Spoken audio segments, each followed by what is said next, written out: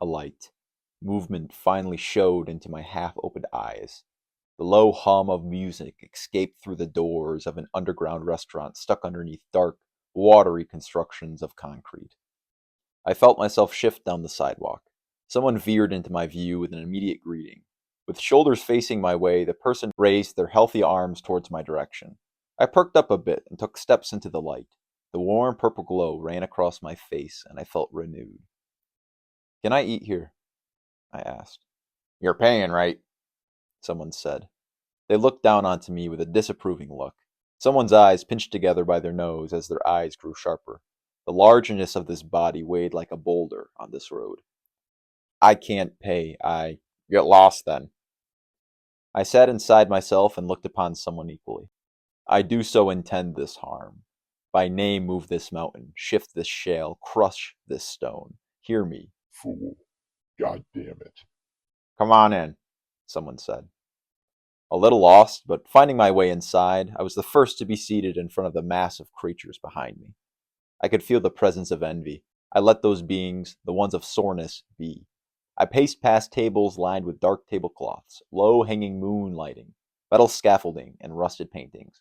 The sights crushed the mood of compliance into one of gaudy retention. This housed the freedom meant for zealous profiteering, drinks draining and cracking under the extreme pressure of frozen rocks, foiled laughter, lightning smoking, all comprehensive of a black box cage.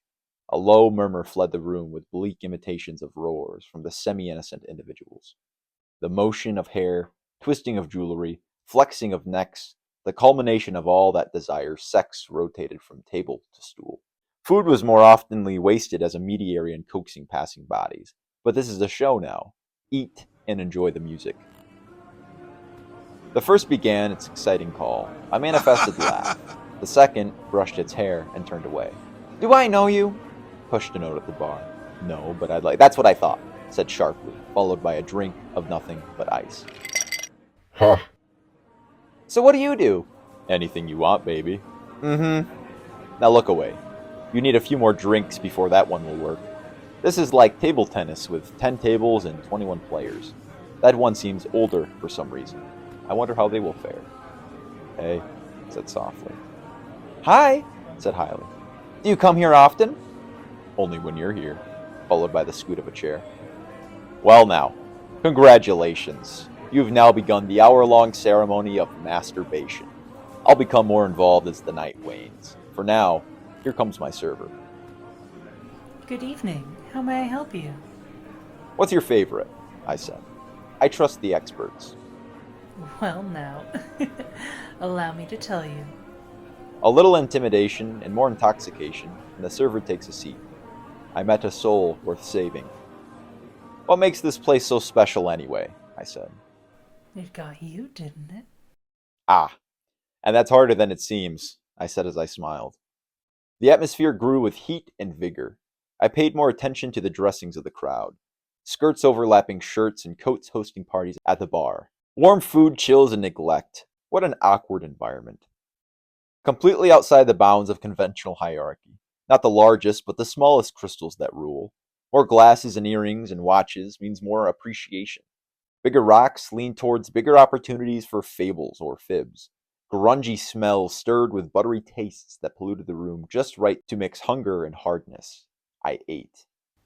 "This is good," I said, chewing. Isn't it? I know the chef personally. While I chewed, I became an ear. It's an alright job, you know. Well, alright as a job gets. They said bubbly. Pays the bills, but just barely, right? They said, laughing into a wine glass. They continued. You should try the clerics sometime. They have desserts there that would absolutely change your world. "How about this one?" I said, chewing. "Sweet's no good?" Oh, it gets better. They placed their hand on their face flatly, Ugh, it has to, right? followed by more laughter. Their noises were hollow. They failed to conceal the self-condolence hiding behind the veins in their eyes. I let them continue. You know something? They said tipsily. "What's that?" I answered. It's like every second you're nearing the end of the hard times. The good times get harder, right? Like every closing moment, you know? Ugh, like without fail. On time, people act ugly, and then that ugly only They shows said up for defeatedly. good people? You're right, I said. Something's gotta give. They went I on. just don't know I anymore. waited. Have you ever felt like if you had the power to make things right, it might just clean up this mess? I'll tell you Enough a secret for I have. All of us. They closed their mouth and looked straight at me. I am a mystic. I have the power to see the future. What if you were God? Their laughter quenched the room. Oh, come on. You're not religious, are you? No, not usually. Oh, do tell. Their face grew red as they continued their drink. I could have been God once, or Wait. No. the restaurant leaned in. Shortness grew between every glaring breath, begging to hear those words. They're begging to hear those words. I spoke. Your mother's name is Jennifer. She's beautiful. A person with small eyes and a smile almost too big for her face. She's shorter, but perfect in complexion. I expected more forced laughter. They had had too much to drink, but they knew. What's she like? She loves roses, pink ones, and she has a tattoo on her foot after her grandmother. Her name was Rose. Did she tell you I was poor? She knows what wealth is, rich with love. You're too old to look so young. They leaned forward and looked carefully into my eyes. Please. Please, They prayed. what is your name? I ignored this prayer. In another world, they bent over and groveled. They smacked the ground. They bowed up and down with clasped hands, dreaming, begging, pleading, crying for redemption. To dare ask what offering your God King could bear. Recognize this waste of skin and bones sat upright in front of you. This is waste. These are not creatures to wish upon. Allow me to invoke a greater demonstration of being and better judgment of your vanity. I waited and I told them, my name is James. They smiled and closed their eyes. What a stern name. They exclaimed. Are you a Jim? James never seemed like a Jim to me before. No, I said. I once knew a James. The server delighted. The marketable face almost melted from the heat that grew hotter by gushing. Lava swelled in a head inflamed by poison, poison imbued with laughter and memories of chuckle fucks. These exaggerated bastards drink garbage water and pump ruined iron. Enjoy your abundant abuse of vanity. Go. Become my flesh. Oh, I said. I knew a James once too. A single fang erupted from each wrist of the now pinned server. How excellent. The table bent upwards and downwards like false jaws. The face of what was once my server dripped and slid off the model of their portrait. What was left smiled and rocked back and forth while hiccuping out bubbles of molten rock. The bar hummed in unison. Every creature rose and leaned towards my awkward enclosure. The apocalypse of stairs from mere paces apart violently danced into my semi-habitable world. The space left of vagrants and liars. Thieves, most of them, wept for fools dressed like this. These people. I never once envied the tacky, ruined, gaudy rock priced at my house and then some. Those stones would not have filled my throat or my stomach. I can only understand because I have been cut by goods discarded by my wayside. This sobriety. There is no inside to this building, this hole, this zoo of filthy, stinking animals. I could hate them all. But I do. I do hate these creatures of indifference. I could snap my fingers, clap my hands, and finally fit in with this power, with this bludgeoning strength. But I would sooner use this condition to desecrate the cave that once naturally filled this collapsing hall, rather than to pronounce to all known people and conscious that I will not judge in vain. I do not smite with indifference, but with equal parts hatred and courage I will grant you blame. They all knew.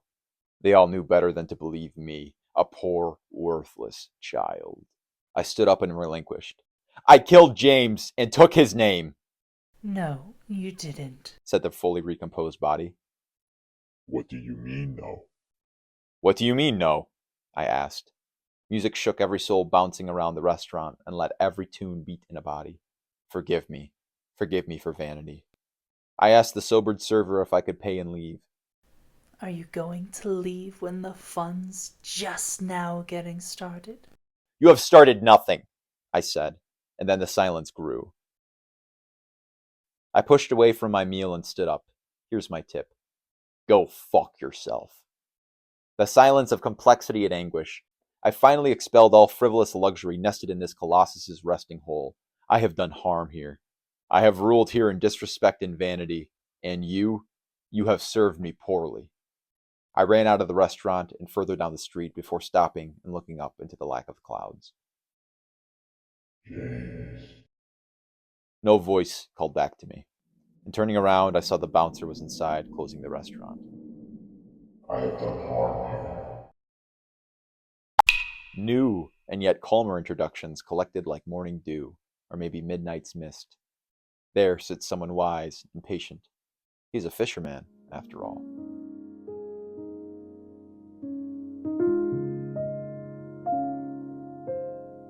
Rolled down to the waterside, the moon dragged lightly across the peaceful sea. The old man sat held together on the brick railing. Dashes of crystal flared off the roundness of his head. What's happening? Oh, I'm just waiting for the moon to go down. Every word spoken seemed to speak from a mountain. Not a harsh rasp nor silky soothing would tremble our sinking stone. The plastered plate pinned his ashen coat onto the brick-boarded street end. He had no inclination to look upwards. Like tasting sun through his crown, he held an easy smile. Why aren't you casting? I said. Well, tonight was my last night fishing. I'm done for good.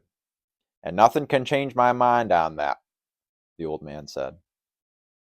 Then why wait for the moon to go down?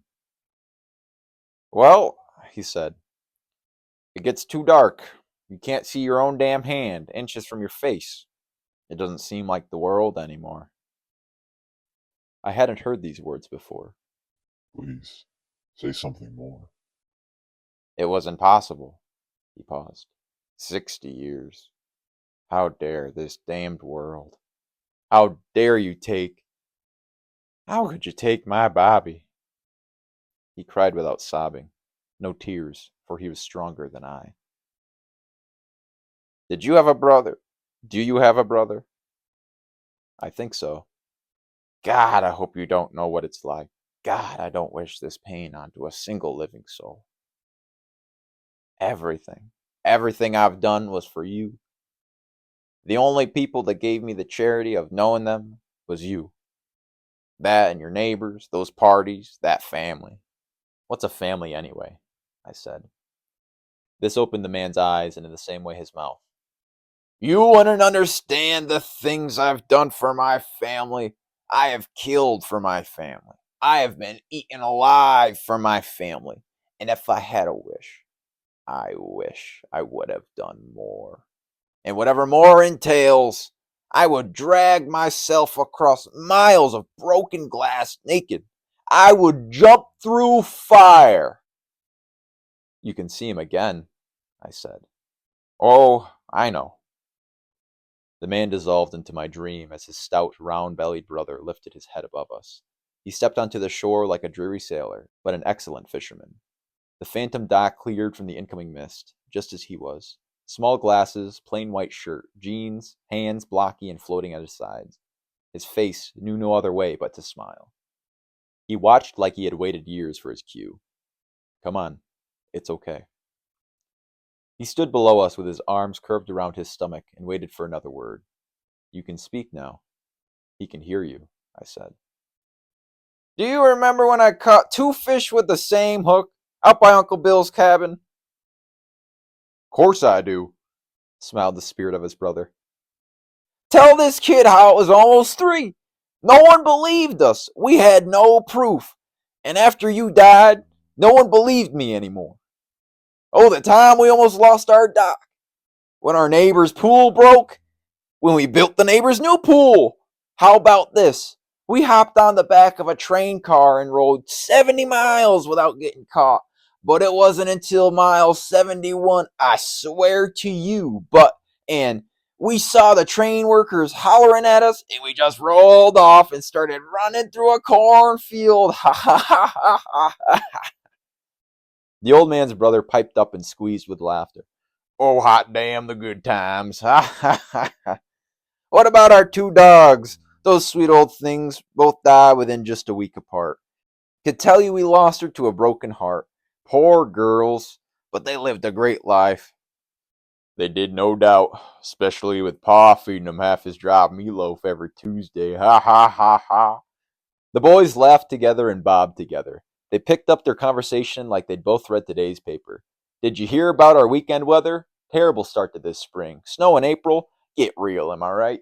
You're absolutely right. These new taxes are hurting the economy. It's like every season football coaches worry more about the money than they do the players. That's what I'm saying. Every town needs its own flag and anthem. It'd be stupid not to buy canned beans. You'll never end up seeing your eye doctor anyway. With the way prices are going, fish couldn't afford water. You said it, brother. I could savor what love was exemplified here before me. Trade years of your life for love. The love he speaks of costs more than time. You should know that. The waddling of night rolled closer until the ship docked onto the invisible pier. The bright mist concealed the darkened horizon as the sea's color returned to a peaceful blue. I miss you, Billy, and I love you, said Bobby. And with that, his wish was fulfilled. You know, the man said, I don't feel like fishing anymore. I must have changed your mind. I smiled. Yeah, he exhaled slowly. You did. He pulled out a small handgun and pressed it under his chin. I'm coming, Bobby. The pop of the pistol shook the round body off the ledge while disappearing into the water without a sound or a splash. I miss him. I loved him.